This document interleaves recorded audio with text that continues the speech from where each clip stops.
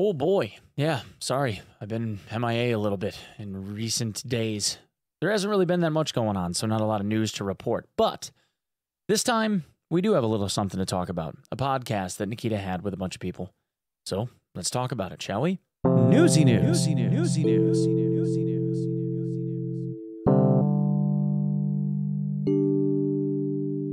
Hello everyone, my name is Onepeg, and this is another news video. Well, at least insofar as it pertains to Tarkov anyway. Nikita ended up having a podcast with a bunch of female Russian streamers titled Girls of Tarkov. Now you'll have to forgive me because I don't commonly end up watching Russian Twitch, but the only name that I end up recognizing here is Sheena4. Sheena was joined by Varashka, Irina Shoro, and Rakunzel. And you'll have to forgive me if I mispronounce those names. Anyway, I have a transcript that was posted on the forums by Applezor, or I guess he's going by Apple Dabbro or something now. But there were a couple of interesting takeaways from this that I did want to share with you all because I think that they're worth mentioning. The podcast did seem like it was rather lengthy. However, there were some key takeaways. They talked a lot about sound and other upcoming features, adding item sounds for other items being dropped on the ground, saying that they're going to be further improved. They even went so far as to answer a question specifically pertaining to Steam audio, which, if you guys didn't see my drunken rant, I would recommend going and checking out. Apparently, a lot of people thought that that was pretty entertaining. But they asked about Steam audio specifically, and he said Steam audio is going to be replaced. The main reason leaving Steam Audio is the lack of involvement of the authors of this technology, meaning the Steam developers, the people over at Valve. We haven't received any potential solutions to our ideas from them, so we'll be moving away from this solution in the near future. I have no idea if that is pertaining specifically to these different little audio bugs that we've been experiencing over, I don't know, the last couple of years, or if it's something larger that we're just not being made aware of. I personally think Steam Audio is a fantastic engine.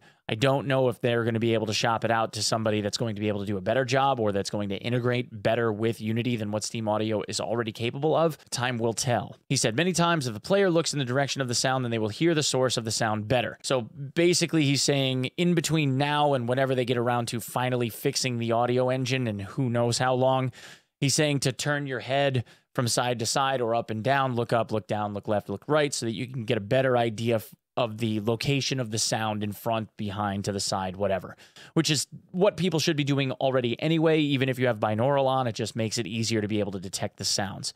And then talking about other things that he wanted to fix, we have Tarkov's lighting needing to be reworked. We also have weather conditions needing to be reworked. There's a lot of stuff that seems like it needs to be reworked. But one of the biggest pieces of information had to do with the gym, the gymnasium, which he talked about in the last Tarkov TV event. He said in the Tarkov TV podcast that we would have a gym, that we could train and level skills. And he said that the hideout gym will have the ability to perform special exercises, and the character will also have a fatigue parameter. And he said soon you'll be able to see everything yourself. There were also questions in here about the abundance of items and whether or not players are supposed to be crafting their own bandages and whatnot, for instance, and what the player progression is supposed to be like. He said that he wants to make the items in Tarkov significantly more scarce than what they already are. So I would expect at some point between now and the 1.0 release that we're likely going to see several, I guess, chains of nerfs coming in terms of loot spawn rates. The idea being that everything that we find in Tarkov is going to be relatively rare. I don't know how rare it's going to become, but it seems as though he wants player progression in this game to move significantly further away from people playing more W key style and much more slow like DayZ. There were two other major things that I think deserve some type of mention for the purpose of this video. The first was consciousness, losing consciousness, and how that's going to work. And the second is player balance for progression, meaning the people that have a lot of hardcore level of hours to be able to play the game and the people that are normal, the ones that only have a couple of hours a day at most to be able to play Tarkov because of life. So first, let's talk about unconscious states. About unconscious states, is it more about team play, or will solo players get the opportunity to raise from the dead? Will there always be a loss of consciousness, or is the probability of a fatal injury still higher? Nikita went on to say that knockouts in this case are a series of phases where you become progressively more and more dizzy depending on the trauma that you take. Partial or complete loss of orientation and sometimes consciousness.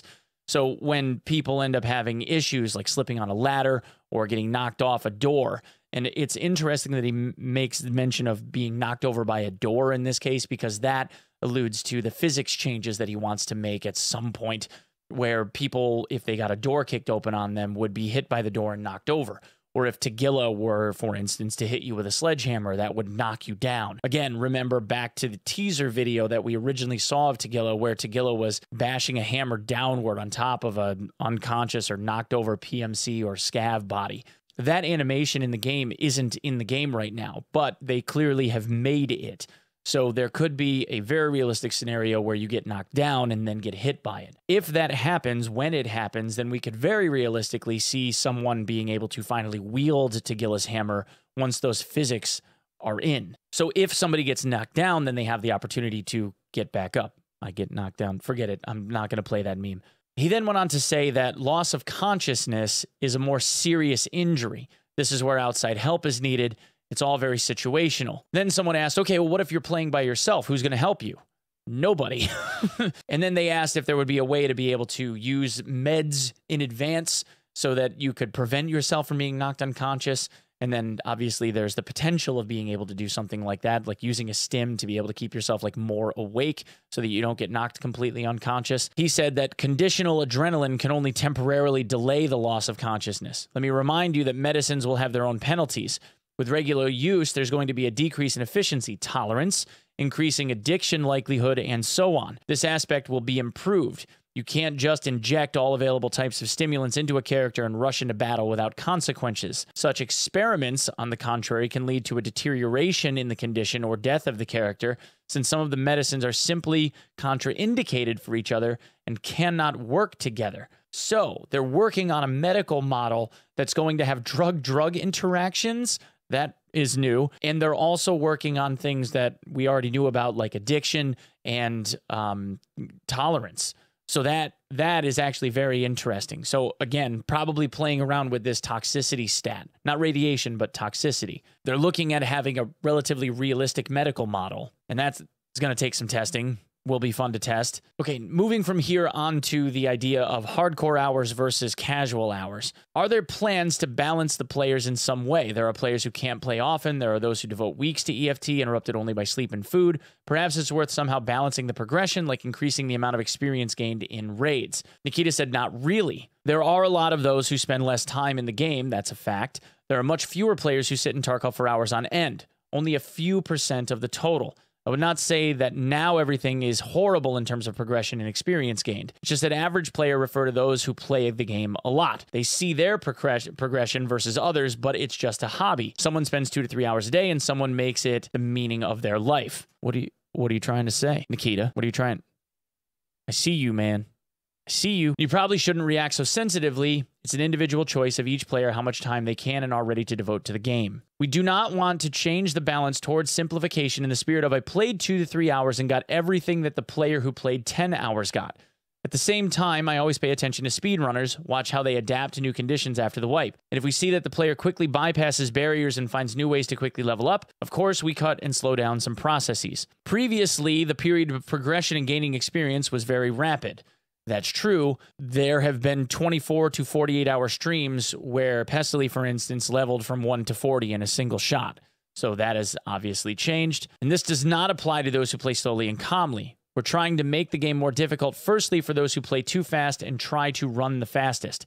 There are always players who are burning with the idea of completing the game as quickly as possible and getting everything at once, and they will always compete. It's an endless process. He then goes on to say that every player, regardless of the weapons that they're holding, has an opportunity to be able to kill the guy that has the amazing gear and win a jackpot.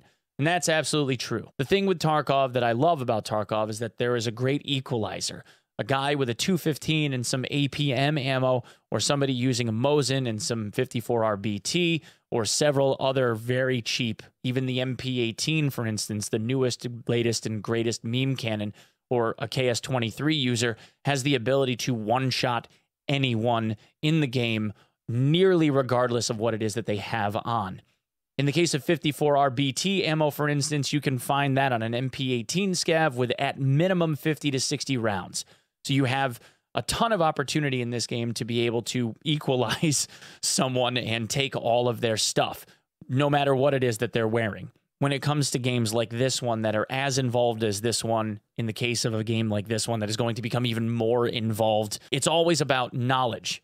People that only have 2 to 3 hours a day can be extremely effective if they're people that have several thousand hours of experience. It just comes down to knowing what it is that you're supposed to do, when you're supposed to do it, and how you go about doing it in a very efficient way. The problem that Tarkov has is that the people that have more casual time to be able to play 2 to 3 hour squad, and there's nothing wrong with that, by the way, they tend to get frustrated because they see how far along other people have gotten. Just be aware that the time that you spend in Tarkov can be fruitful based on your own criteria. You don't have to grade Tarkov based on what a bunch of other people are doing. Guys like me, guys like Rengar especially, are able to spend 12 to 16 hours a day playing this game every single day of the week. Myself, I stream for 6 to 8 hours a day. And for those of you that don't stream for a living, like me and so many other people, consider it a blessing. You guys have a whole lot more time to be able to dedicate and devote to things like family that we don't always have the opportunity to be able to do. In a lot of ways, guys like me envy guys like you. Anyway, guys, that's what I have for this video. For other news and other informational guide content, please consider subbing the channel here. I'm getting really, really close to 100,000. I would love to see that number. Please consider following me on my socials at OnePegMG on Twitter, at OnePeg on TikTok. And as always, I stream every morning from 6 a.m. Eastern Standard Time on at twitch.tv/OnePeg. Thanks so much. We'll see you in the next one. Peace.